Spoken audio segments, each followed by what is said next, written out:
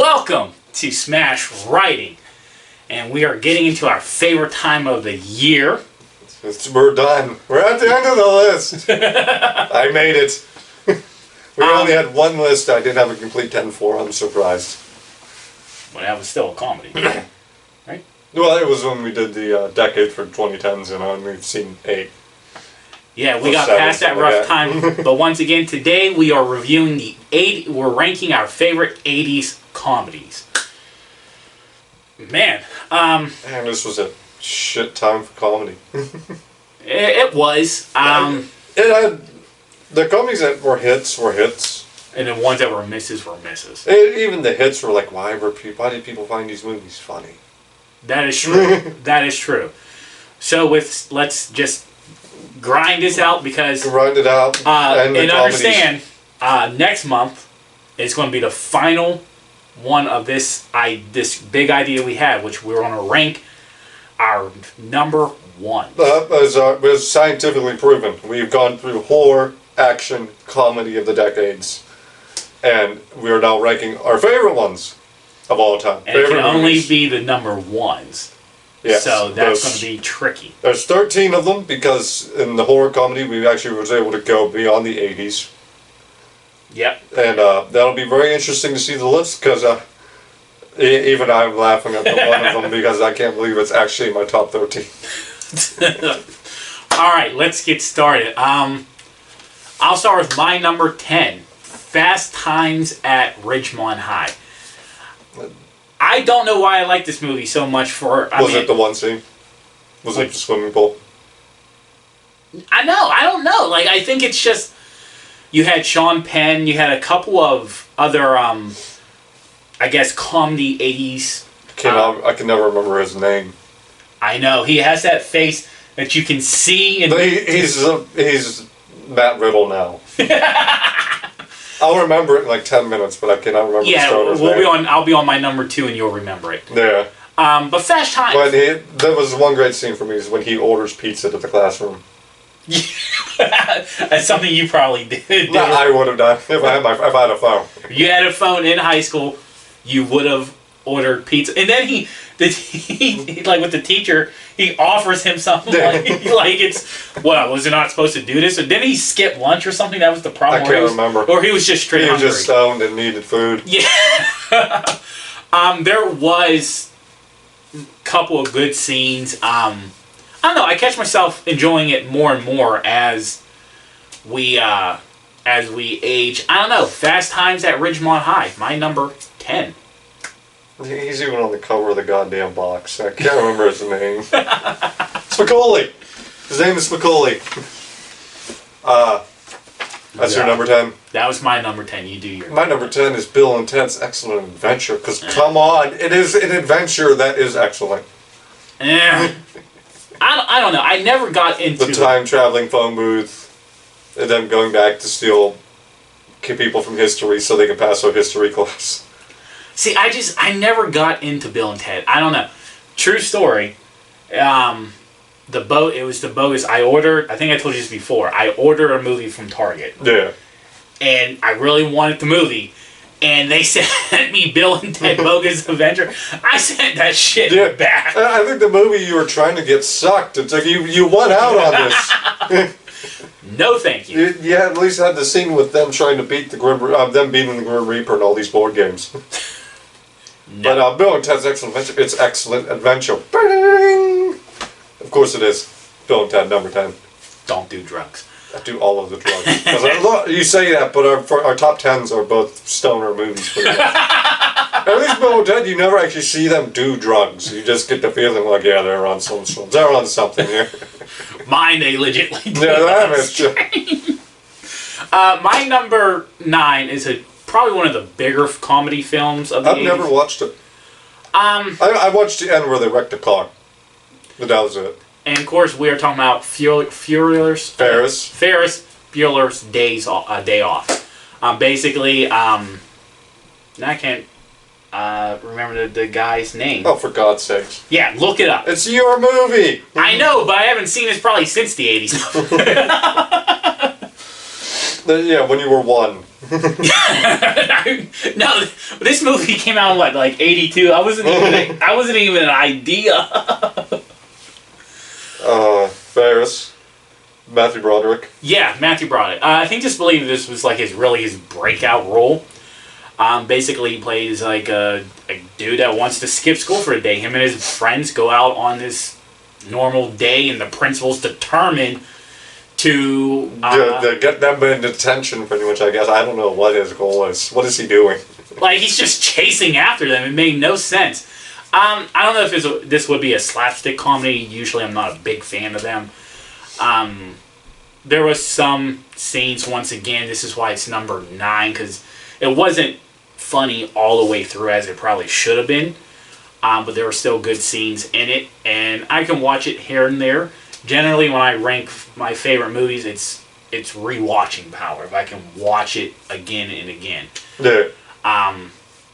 Once in a blue moon, this would be a nice movie to watch. That's my number 9. My number 9, I kind of hate myself for putting this on my list at all.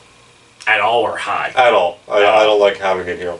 Why? It's not actually funny. I never really laugh or chuckle at any of the scenes.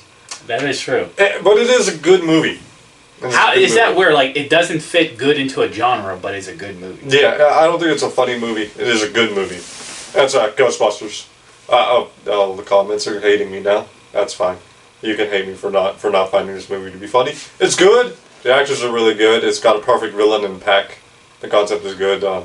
Aykroyd and group are funny. Work together. The chemistry. I think it's the thing. What makes it a good movie is you got the chemistry. You got elements of every type of movie in it to make it a good movie. Yeah, but it is memorable. It's easily be watched.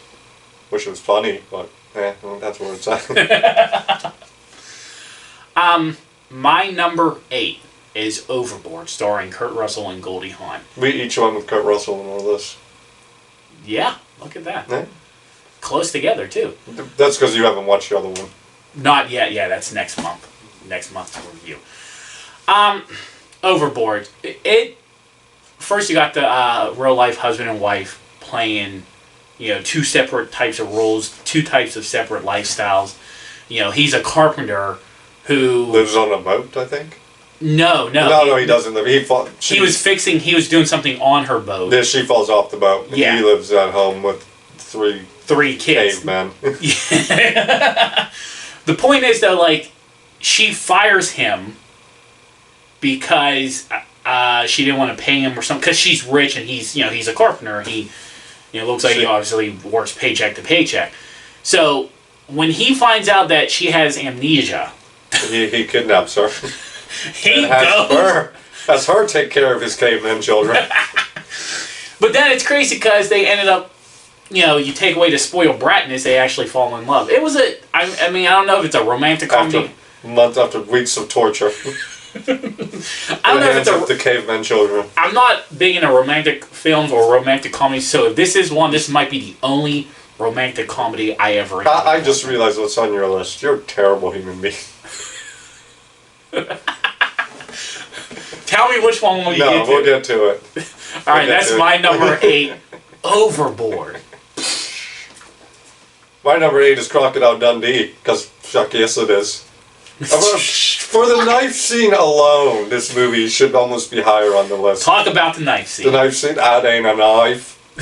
This is a knife.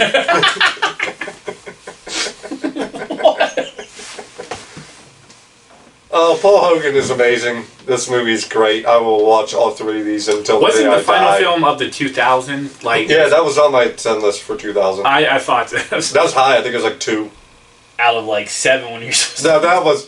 That was. I had 10 for that decade. Thank you very much. It's the 10s I didn't watch all. You grew into the horror fan. So Crocodile Dundee as your number. Yeah, the chemistry. I love it. Again, it's a romance thing going on with him and the reporter. And a great movie, great time. Okay. It's probably the best fish out of water story, I think. Where you take someone out of their element and into a new one. Taking him from the Aussie outback and dropping him into New York City. Gotcha.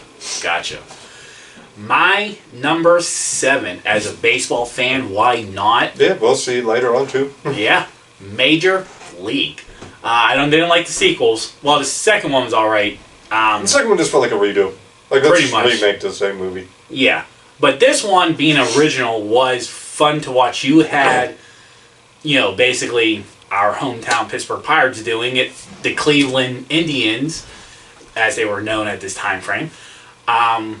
Their owner drops payroll. I love the owner trying to, like, plummet everything down so she could move them to, like, Miami or something like that. Yeah, she was moving the team. And She just puts the worst team together. yeah, because the idea of it is in these sports contracts with teams in the cities, they have to fall below expectations on paper. Yeah, they have to fall below. Like they had to go below attendance, they got to below everything. And she just put together a team that was going to tank. Yeah. And when they find out, they're like, oh no, we're going to win everything then. We're going to win the pennant. But it's literally the cast, the players that they have. With Charlie Sheen. Corbin Burnson was one of them. Yeah. I think this was stacked with, I want to say, mediocre comedian actors. But it was enough of them. Wesley Snipes was one of them. He was with Maze Hayes, Festus Hayes, and didn't like Maze. Exactly. For me, I think it was just enough of that scene when he shows up to camp and they're like, we wasn't invited, and they just wait for him to go to sleep and they move his bed out into the parking lot. This definitely was good laughs. Major League, my number 7. My number 7 is a movie I'm not going to talk a lot about here because he hasn't seen it and we're set to review it next month. Yes. That's Big Trouble in Little China. It is amazing. It is wonderful. It's got great fight scenes. Kurt Russell just kills it across the board as his character, and that's all I'm going to say. Because I can't give away too much. I know we're doing this review and everything. Come back next month if you want a longer review from me. And we'll talk about it then. My number 6. I don't know why. Slapstick comedy doesn't work for me, but this series, and there's 2 of them on my list. Back to back. Back to back. Space them out. No. So I might just do them back to back and let you do your 6 and 7 back to 6 and 5 back to back. So my number 6 is National Lampoon's European Vacation, starring Chevy Chase. It was just so far so beyond slapstick. It wasn't funny, but then it grew on me over time. I think one of the best scenes is them.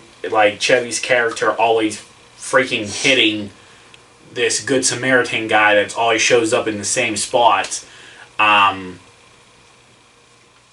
Coming of age for the kids, even though the joke is that these kids throughout these films, if you watch them in order, the kids age. 1 minute one's older, the next minute that same one's younger, and they're in the timeline. It seems like they literally just took a shit and put it together, and it just like it's a shit. But I don't know why. I catch myself going to it. National Lampoon's European Vacation. My number 5. Is this Christmas Vacation? No. The Christmas Vacation was in '89, but I didn't like it. That's the only one I liked. Of course. Number 5 is the first one. National Lampoon's Vacation, aka just known as Vacation, but obviously the title's with the remake or the updated version. Same thing, this time it was slightly more funnier because they hit on all the stereotypes and I think the concept of them busting their ass to go to Wally World and getting there after getting their car beat up several times, their aunt dying, and putting her on the roof to take her to her son's house. And even before that, him accidentally strapping a dog to the bumper and drag the carcass.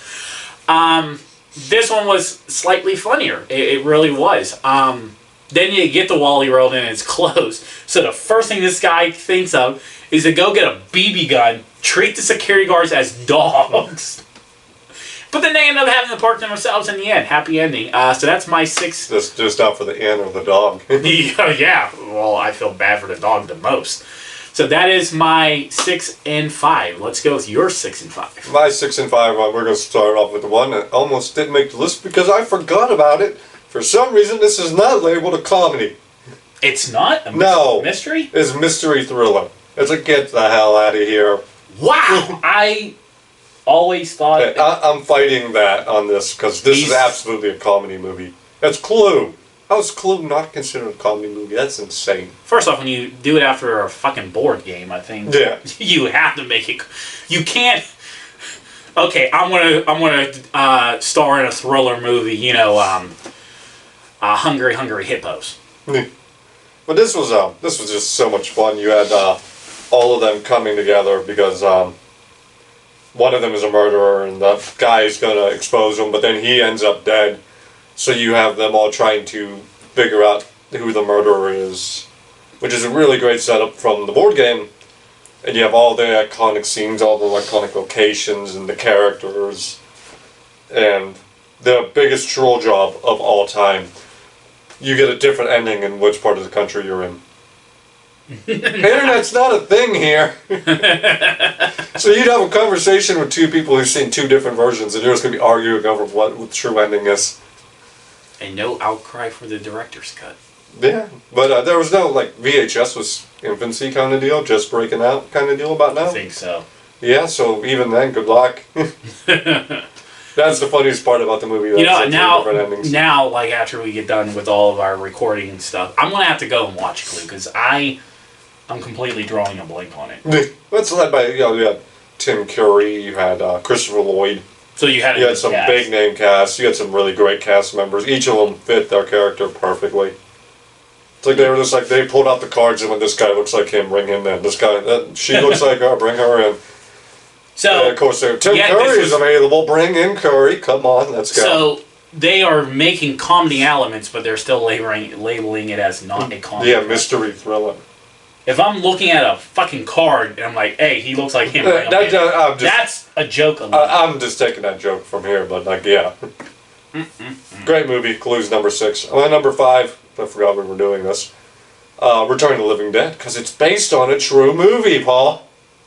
It's based on a true movie. I think it's a true movie, a true story or something like that. But it was labeled something like based on a true story, true movie, something.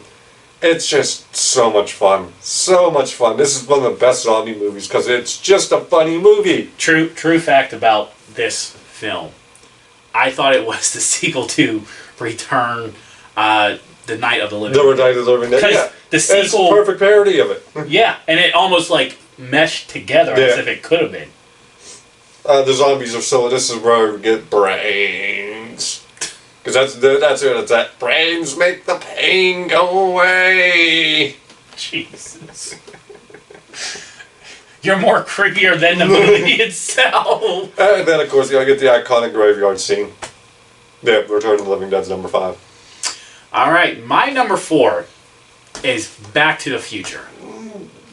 Oh, Justin got to go ahead, Justin. See, I'm a two mindsets of Back to the Future. One, you're right, Back to the Future. One of the best movies made all time. Easily should be comedy.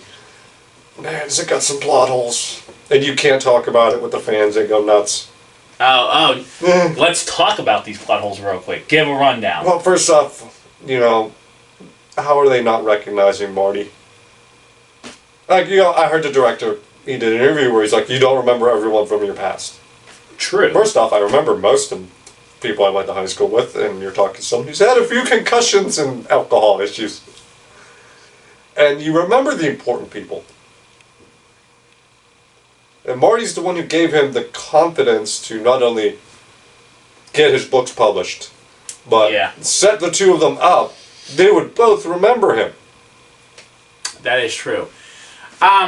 So, it's on my number 4 because, I do think... the scenes don't, like... I think the movie as a whole makes me laugh. There's not... It's a great movie. Now, like, is there a scene that stands out to me that makes me laugh? No. His dad being a peeping Tom. That makes me laugh every time. Of course it does. But I falls think out of it the put tree. together the perfect comedy film where some things make you laugh, some things are like scratching your head, like what? Christopher Lloyd, just in general, his facial expressions Yeah. are amazing. Yeah. The chemistry between Michael J. Fox and him, great. Obviously, we know how good it became. It started a franchise. But for now, it's my number 4. You know, Back to the Future. this does have a big sin for me though. Is they really set it up with like, bring her too, she's important, when they're talking about Marty's girlfriend, and then they bring her to the back they bring her to the future and then knock her out and put her in the trunk. It's like, you're not that important, I guess. Then we can't 5 have minutes this. of screen time. We can't have this estrogen running around or anything. Let's go with your number 4. My number 4 is the greatest. It's Slapstick the best. comedy. It's the best Star Wars movie of all time. You're such an idiot. It's Spaceballs, all the way. Mel Brooks is an amazing director. This movie is hysterical. Darth Helmet is amazing. He's better than Vader, and I will fight you to the death. The scene where ludicrous speed and just it is quotable to a T. Probably one of the better parodies. Yeah, it's up there. Definitely. Because it really, I mean, there's not too many of these, honestly, these types of films that can stand out and compete with the franchise that it's obviously mocking. Yeah. Obviously, this is one of them. Mel Brooks is just the king of the parody movies between Spaceballs, Young Frankenstein, Blazing Saddles. Yeah. My number 3, I don't think for me, I don't think you can escape the 80s without talking about Eddie Murphy. That's not true. I did it.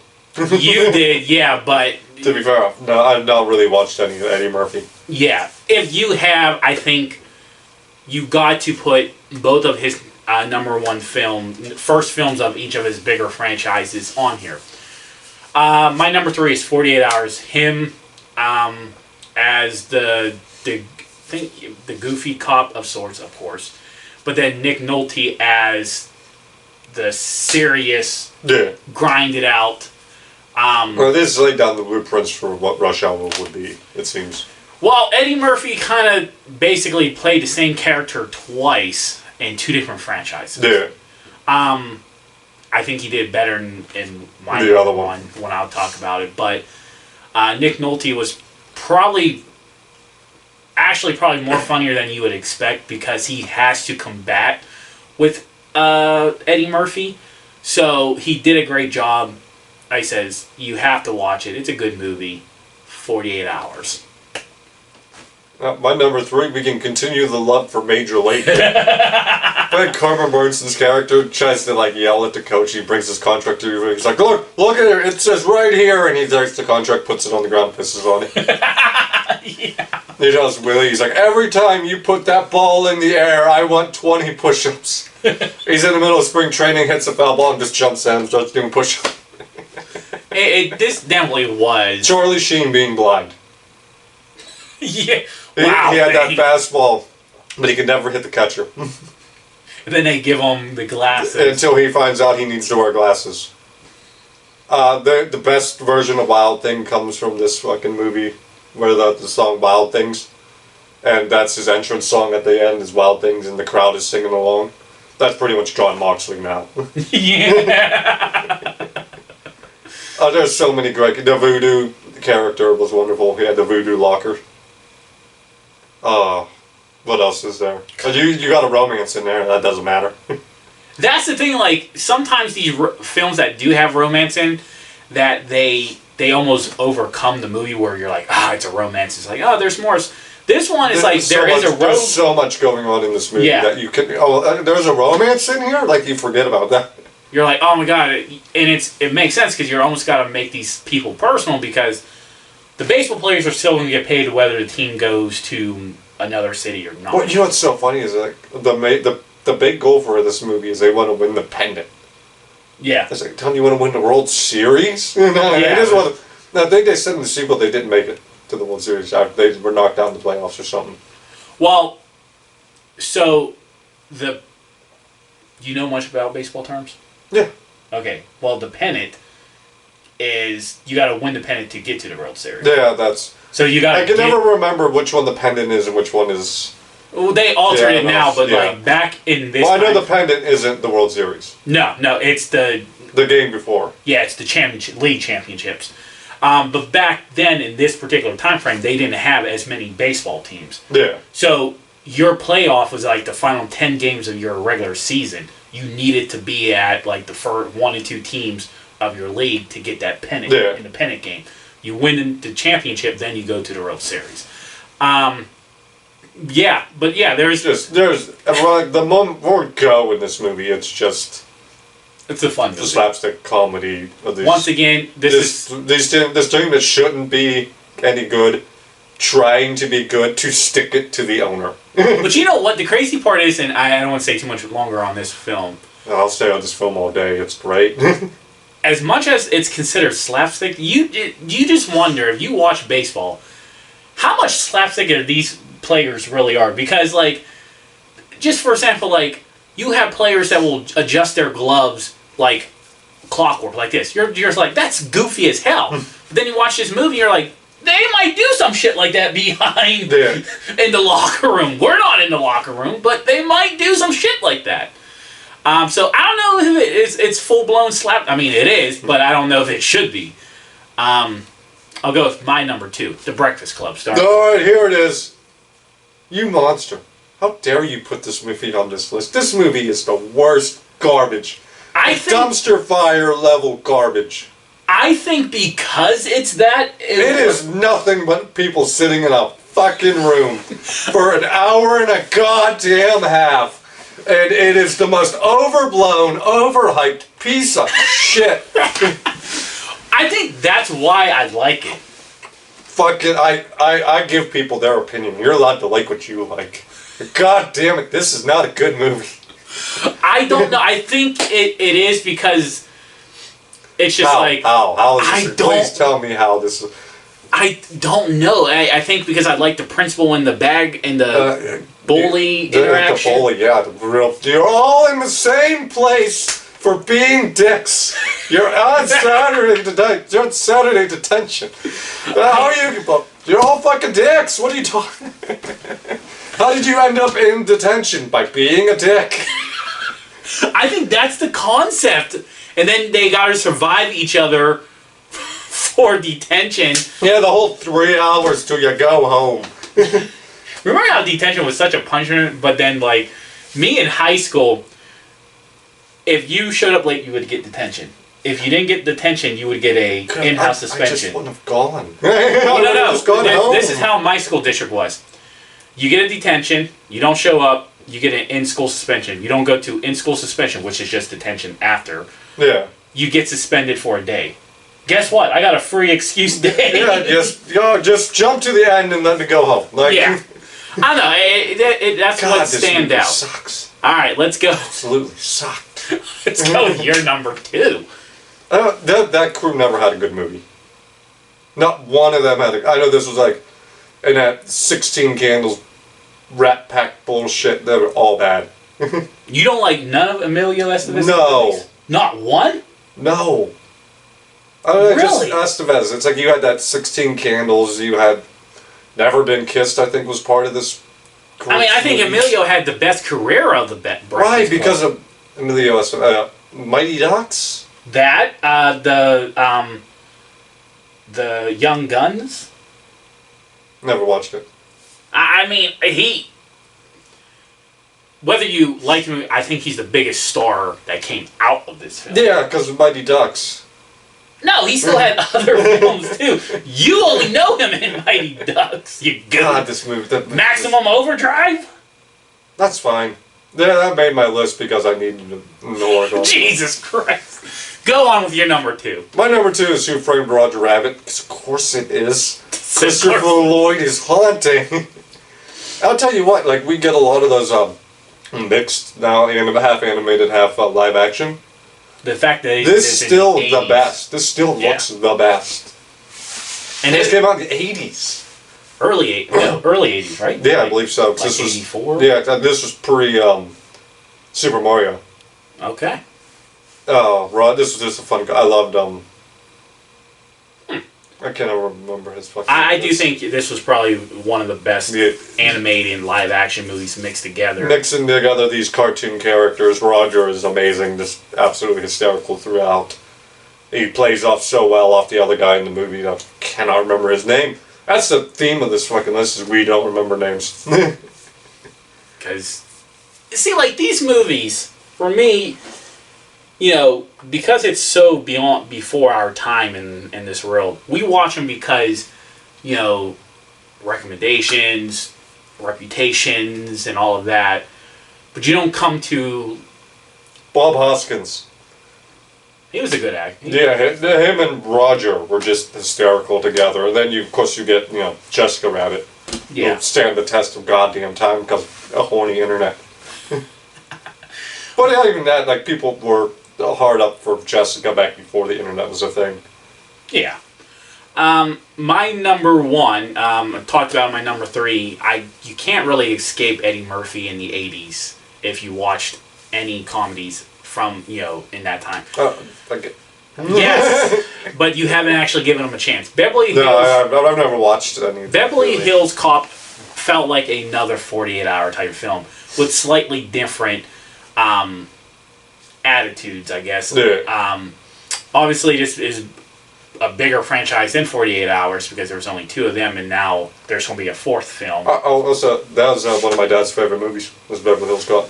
Okay, there you go. So, yeah, this is not And a misnomer the here. same damn guy that we can't put a name on was in Ridgemont High is in this one. Who? What are you talking about? Wasn't it Foley? Axel Foley with Eddie. Beverly Hills Cop. Get on this, because I'm pretty sure the one guy was in Ridgemont High is in Beverly Hills Cop. I just can't put his... Spicoli? The guy... No, that's Sean's Penn character. Let me see. Judge Reinhold? No. He's probably going to be... Well, stop touching my screen. What? What's the character's name? I'm trying to think. On Ridgemont High, he played the older brother of the main character. Anyway, I'm pretty sure he's in this movie too. God, Because he's just the worst human being. Megan just... How did anyone marry you? Yeah, we jumped the fast times. So glad we're fucking recording. Let's see here.